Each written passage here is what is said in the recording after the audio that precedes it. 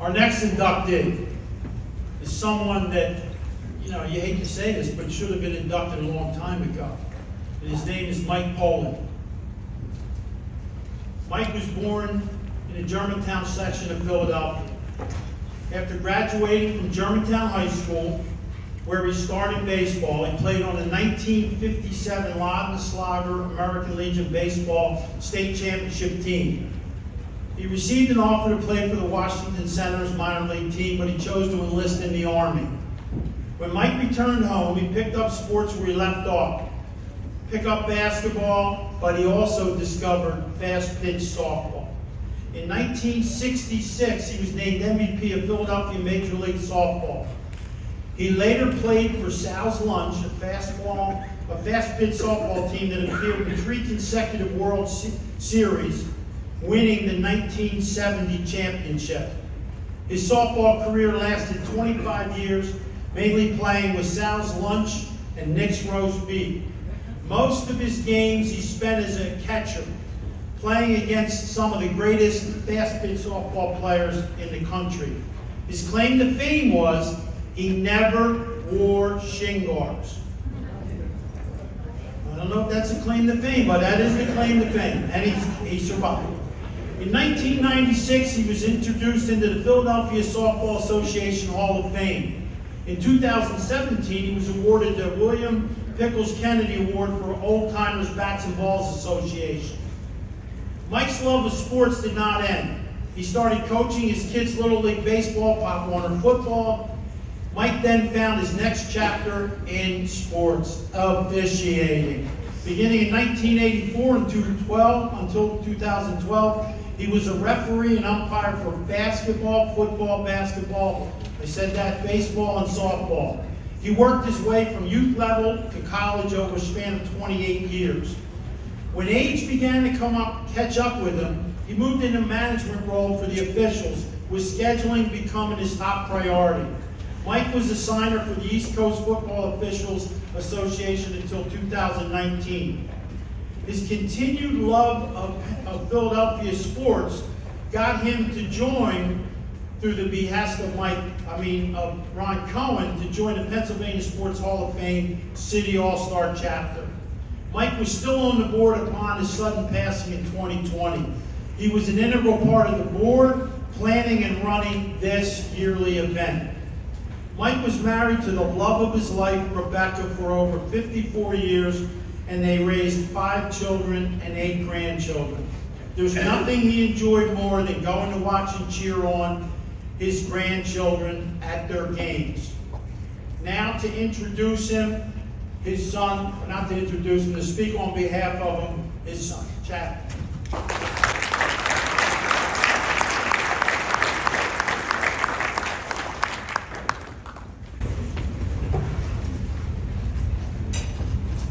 Thank you, everyone. I want to say congratulations to everyone else up here being inducted, and a special thanks to the committee, the Hall of Fame committee. It's a great honor on behalf of myself and my family. My dad was part of this organization for many years, and as Bill said, they talked about inducting him many times, and he always said that, there's so many great athletes and deserving people, just induct me when I'm dead. That's the way he looked at it. He just had respect for the coaches, athletes, officials that were inducted every year. And now at this point, you can't argue about it anymore. So that is your time to be recognized. Now, as you heard in the introduction, my dad spent his whole life involved in Philly sports, whether it was playing, coaching, officiating. He loved every role that he had. His life was all about his family and sports. Luckily, he found a way to blend the two together, and that was my mom let him do that, so thank you, Mom. From the playgrounds of Germantown, where he grew up, to being secretary of the Hall of Fame until his passing, there was nothing he enjoyed more than playing, coaching, talking sports with anyone that would listen to him. His memory and his deep, the things he could remember about games from 30, 40, 50 years ago, the stories he had, it was amazing to us, and we heard him a lot, so we were all, as kids and family, we're always thrilled when he found a new audience to talk to. but that was his favorite thing. Now, I'm the oldest of 5, and some of our best memories growing up are really, revolved around my dad's sports schedule. Whether it was, being at Max Myers Playground in Northeast Philadelphia, a basketball gym down on Boathouse Road. We had great times watching Dad's games, and, one thing I remember is always running up his tab at the local snack stand, and he would settle up when he was done playing. But, every 4th of July, everyone else, every other family packed up, went down the shore. The 7 of us would get in a station wagon. We drove up to Allentown, Pennsylvania for a fast pitch tournament. As we heard the whole time, the best teams in North America were coming to Allentown. We were going to compete against them. So, and honestly, we loved it. It was a great time together, and we wouldn't have it any other way. So after reffing and umpiring and officiating for, I think it was close to 40 years, my dad's knees and eyes finally came out. I wasn't even thinking about shooting yards, but maybe that had some effect on his knees. But he had become secretary of this organization, and as Bill said, he ran this banquet, and this was the baby.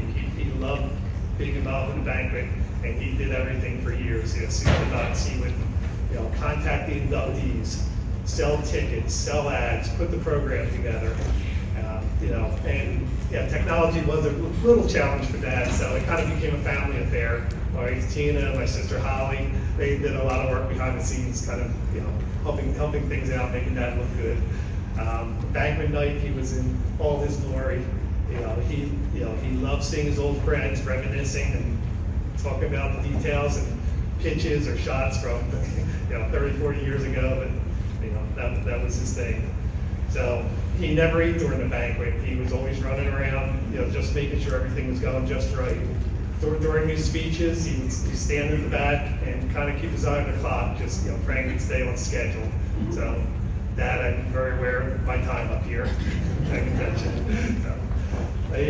One thing that stayed with me, my dad always stayed with me. At my dad's funeral, so many people came up to me. Some guys I knew, many people I didn't know.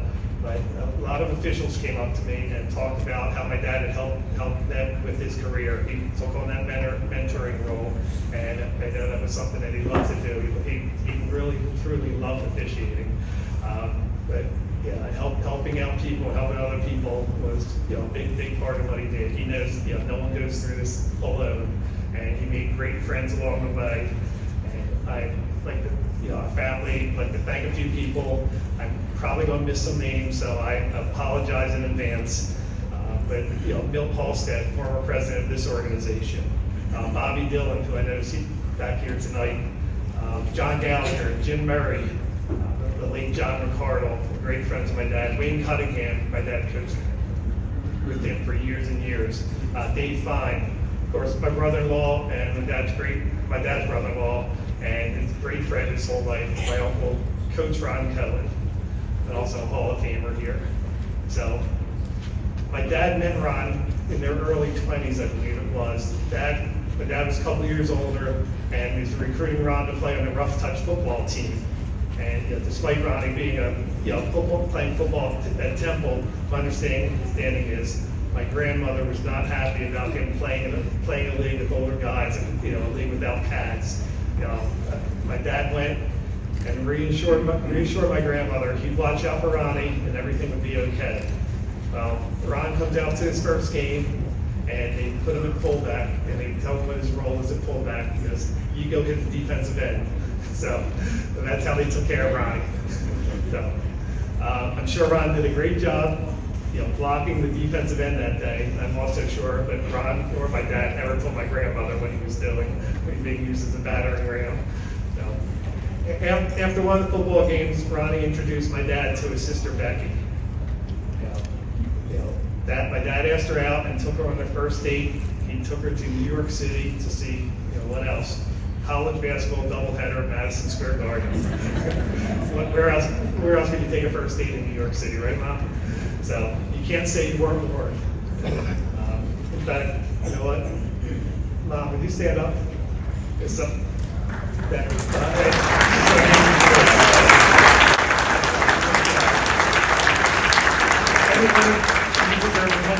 anyone here my mom's love, support, encouragement that let my dad live the life that he loved. You know, they were married 54 years before my dad passed. My parents gave the 5 of us great childhood, great upbringing. You know, and they, as kids, we got to see them enjoy their 8 grandkids.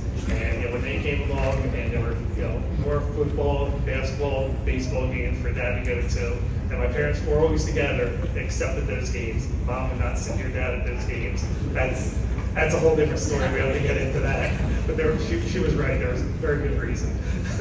Anyway, thank you again for this honor. You know, it means a lot to my family. We really appreciate everyone here. And Dad, we miss you and we love you. So thank you.